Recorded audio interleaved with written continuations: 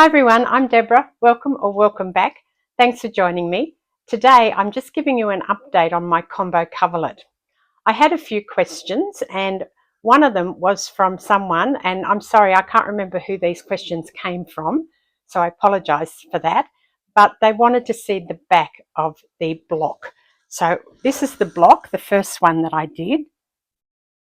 So this one's all been stitched down now, and here's a patch that I put on because I had some things meeting that I couldn't work out how to make them meet. So I put a patch there, and then I have a couple more patches, and I found this brown, little tiny bit of brown wool, and I thought that that matched perfectly, and just for something different I put that there, here and here.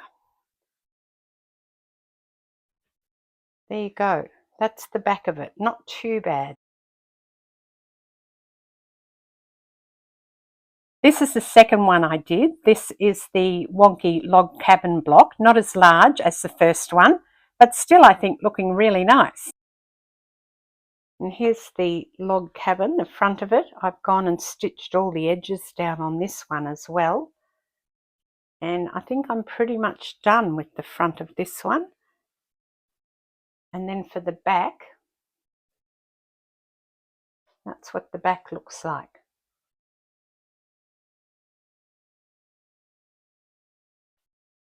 And then this is the third one. This is the Kawandi one, the Kawandi inspired, let's say, the one that I had all that trouble with, that I unpicked and redid it. And what I ended up doing with this, after I'd done all those rows of stitching, I ended up joining the edges again where they were lifting up.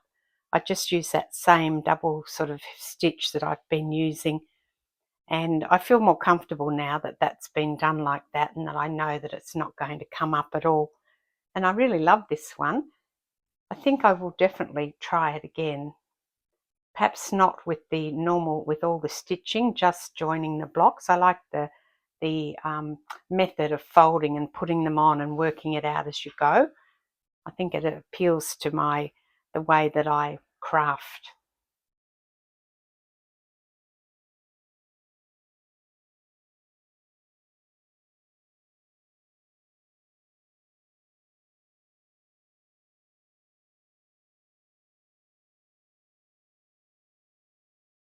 You can see there is a lot of stitching on the back, but it doesn't feel too bad actually. I was worried that it might feel a bit rough, but just thinking that in Australia, I know that in the UK particularly, I'm not sure about the US, I haven't been there for a while, but in the UK, I know that you use a bottom sheet and then just your quilt or doona or whatever it is. In Australia, we have always used top sheets as well. So there will be a top sheet between the person sleeping in the bed and the back of this particular quilt. So I think that it's going to be fine. And I'm actually really happy so far with the three of them and how they've turned out. And I wanted to just give you a look at how they might look together. It's definitely going to be different. Will we say different? Is that a good thing? I'm not sure. But the brown is the colour theme that, as I said in the last video or one of the videos, that seems to be emerging. So what do you think? Are they all going to sit together well? And don't forget that I haven't finished. I've got many more to do, and I'm thinking up some different ideas as I do, and just having a look at what things are out there, particularly in that slow stitch world. I love the effect that it gives things. I'm looking at how I might convert that slow stitch world into a machinist's world. So we'll see how that goes. Now, the other question or comment that I've had a couple of, 3 or 4 actually, I think, was people, when I was doing the Kawandi inspired block, people were saying it wouldn't pucker if I used my walking foot. Well, I actually was using my walking foot. It doesn't look like a traditional walking foot, and I'm going to give you a look at that now of how the walking foot is built into the machine that I use. Okay, so we'll have a look at this now. So this is obviously my Janome. This is the Memory Craft 6600P that I'm using. And this is the foot that you've seen me use in the last few videos. And if you lift it up, it allows you to put your fabric underneath the foot, just like any sewing machine. However, this lever here goes up another notch.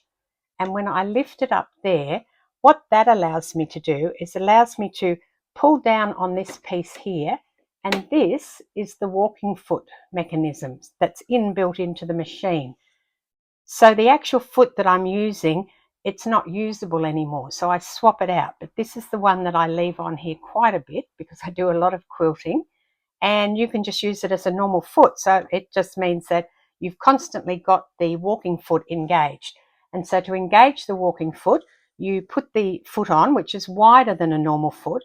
You pull down on this and then you click it into there. And then that foot is ready just to use like a normal foot. And that's the walking foot mechanism.